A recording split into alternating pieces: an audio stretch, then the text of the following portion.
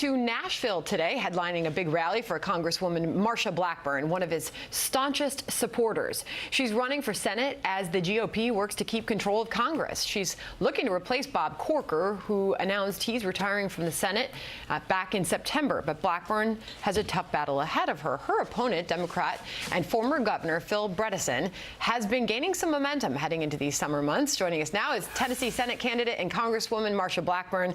Glad to have you on the program. A big day and a busy evening ahead of you. So how are things shaping up for you and your race? Things are shaping up so well. We're really excited about the momentum that we're seeing all across the state.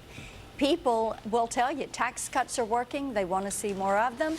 They want to see more federal judges, and they're looking at that Supreme Court. They're pleased with President Trump's agenda. And Sandra, I've got to tell you, we are so pleased to have him with us in Nashville today. Big crowds are already forming at Municipal Auditorium.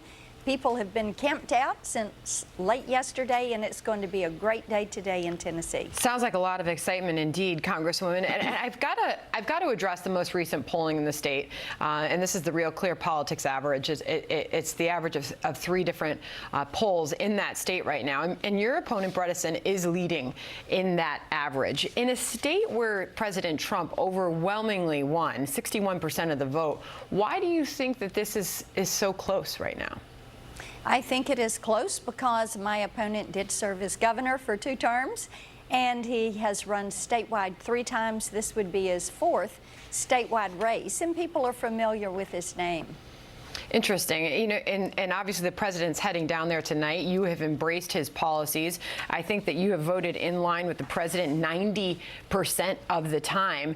There's some question about perhaps the overestimation of how conservative your state is. Where do you think things stand now compared to where voters were in 2016? Well, I think what you do is go back and look at where voters were the last time my opponent ran statewide. And now you have our congressional delegation is primarily Republican. Our governor is Republican. You have supermajorities in the state house and the state senate. And by the way, most of those state reps and state senators have already endorsed my candidacy. And the state has changed quite a bit. We are a red state, and when that blue wave comes to Tennessee this year, if there is a blue wave, then it is going to run into what I call the Great Red Wall.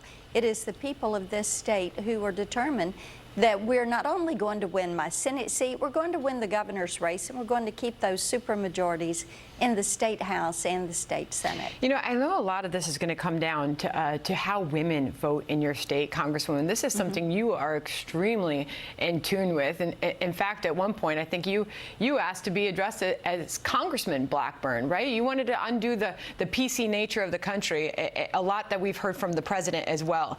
But your ability to win over the female vote right now in a state where Vanderbilt University says 54% of male Tennessee voters approve of Trump, over only 48% of female voters do.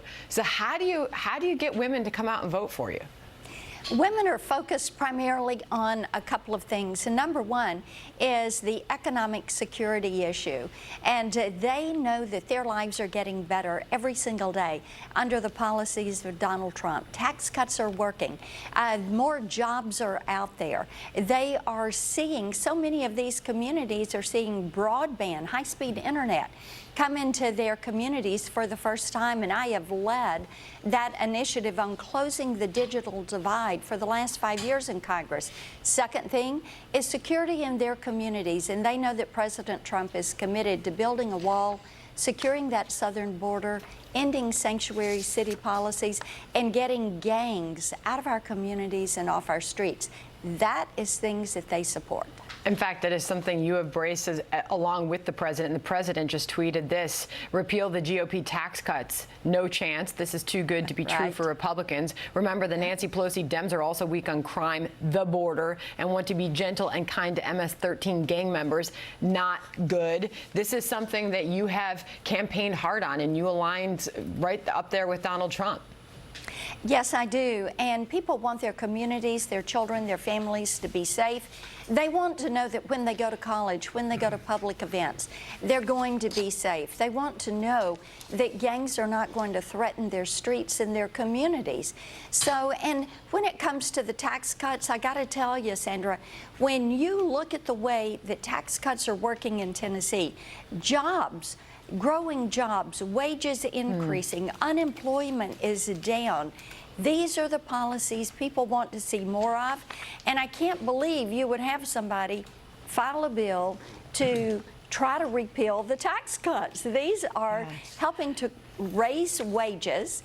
You're seeing rising wages. You are seeing jobs growth. People are seeing companies expand. I was here in Tennessee in a manufacturing plant recently, and they were clearing out of space, bringing in new equipment, and adding a full third shift. That is the type of result people are wanting to see, and it's happening. We'll see how it translates in the state. A lot of people watching this race to see how the president's popularity transfers. He's going to be there tonight for you. I know it's going to be an entertaining night as well. Trace Atkins is going to be kicking things off at that rally. That's right. All right, Congresswoman, thank you for your time. Good to be with you. Bye-bye. We'll be watching.